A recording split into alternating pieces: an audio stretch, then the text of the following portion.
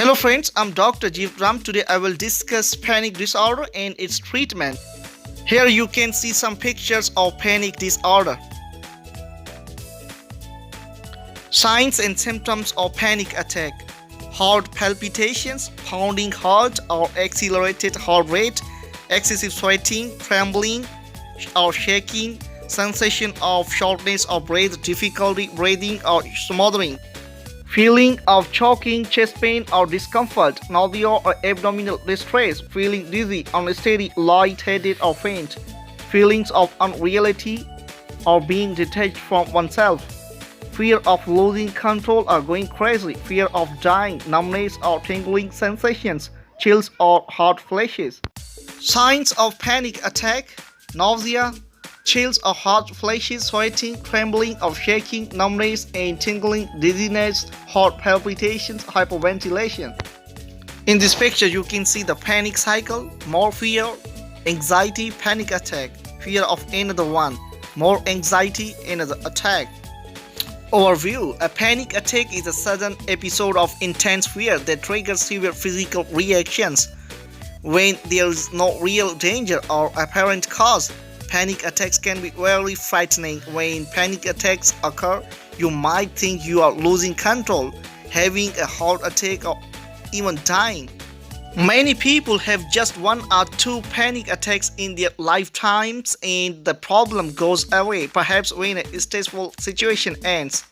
But if you have had recurrent unexpected panic attacks and spent long periods in constant fear of another attack, you may have a condition called panic disorder.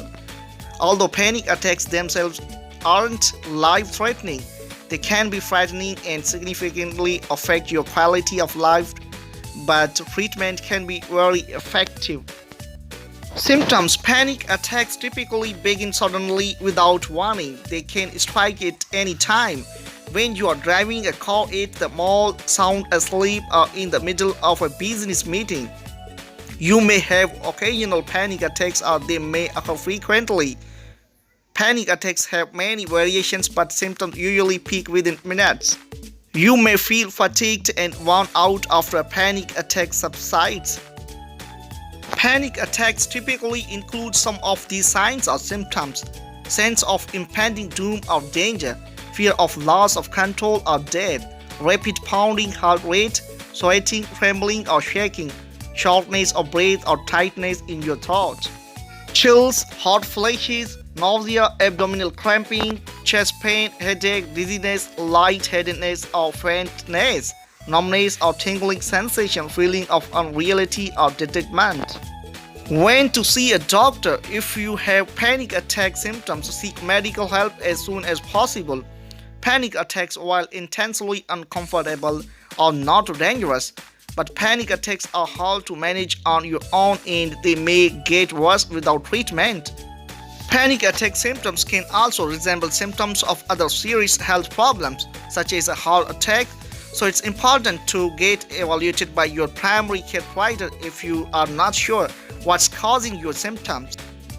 It's not known what causes panic attacks or panic disorder, but these factors may play a role: genetics, major stress, temperament that is more sensitive to stress or prone to negative emotions, certain changes in the way parts of your brain function. Panic attacks may come on suddenly and without warning at first, but over time, they are usually triggered by certain situations. Some research suggests that your body's natural fight or flight response to danger is involved in panic attacks. For example, if a grizzly bear came after you, your body would react instinctively. Your heart rate and breathing would speed up as your body prepared for a life-threatening situation.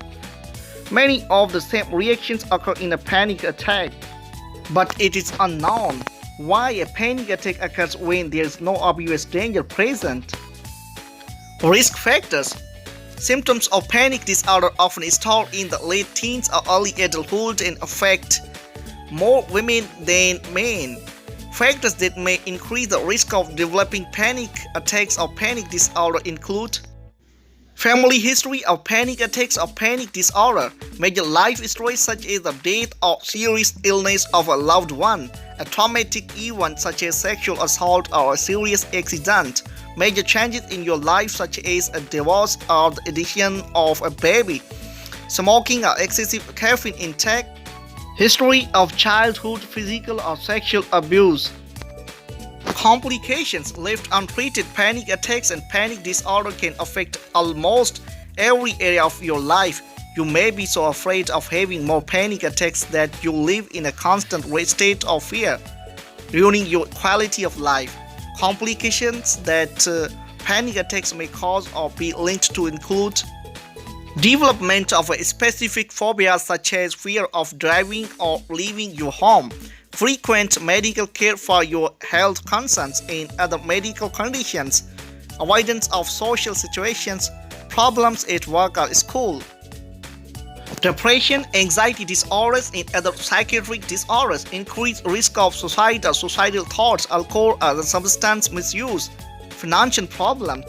Prevention. There's no sure way to prevent panic attacks or panic disorder. However, these recommendations may help.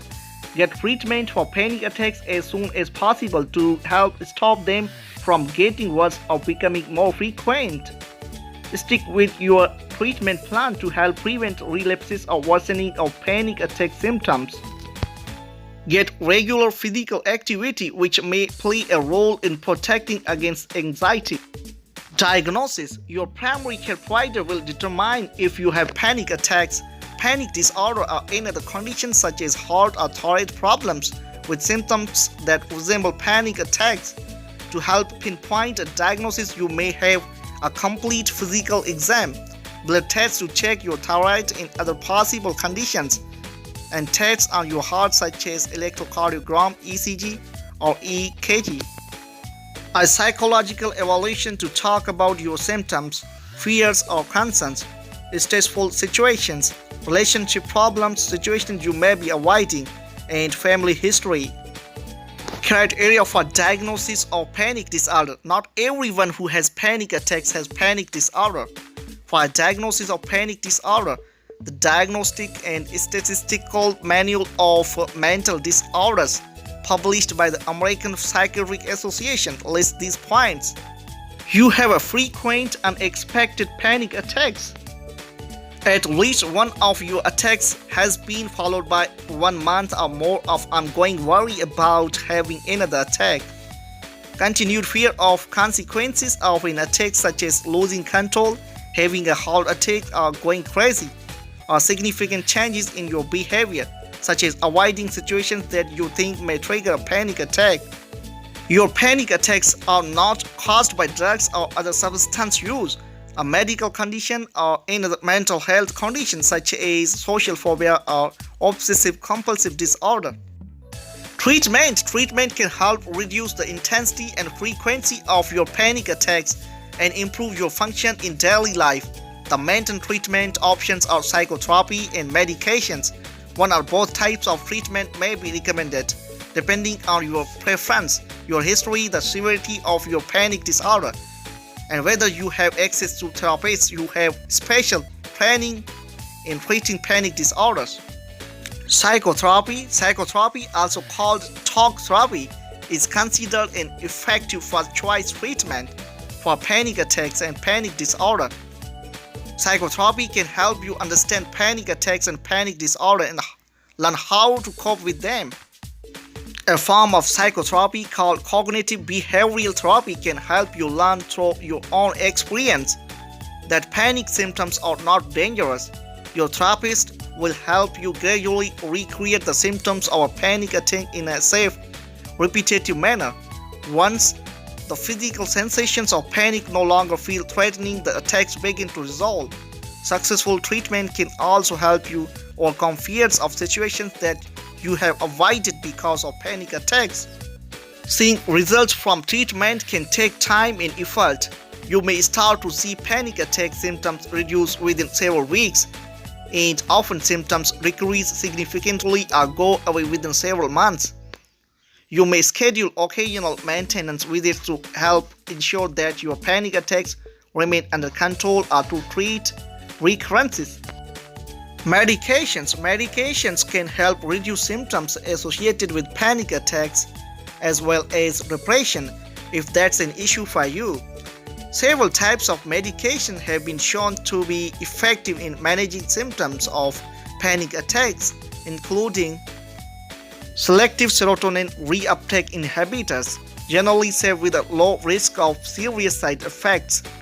SSRI antidepressants are typically recommended as the first choice of medications to treat panic attacks. SSRIs approved by the Food and Drug Administration for the treatment of panic disorder include fluoxetine, paroxetine, and sertraline. Serotonin and norepinephrine reuptake inhibitors. These medications are another class of antidepressants. The SNRI, venlafaxine, is FDA approved for the treatment of panic disorder. Benzodiazepines. These sedatives are central nervous system depressants. Benzodiazepines approved by the FDA for the treatment of panic disorder include alprazolam and clonazepam.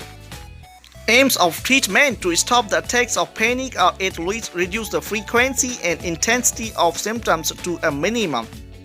General measures: rebreathing into a paper bag. Do not use a polythene bag. Panic disorder patients should be advised to eliminate caffeine-containing foods, coffee, tea, cola, and chocolates from their diet as they tend to worsen anxiety. Relaxation training, cognitive therapy. Pharmacological treatment: tablet diazepam oral 5 to 10 mg daily for a maximum of 1 week. Tablet fluoxetine oral 20 mg daily a single morning dose, or tablet sertraline oral 50 mg daily is a single evening dose, or tablet imipramine oral build-up dose from 50 to 150 mg gradually is a single dose in late afternoon evenings.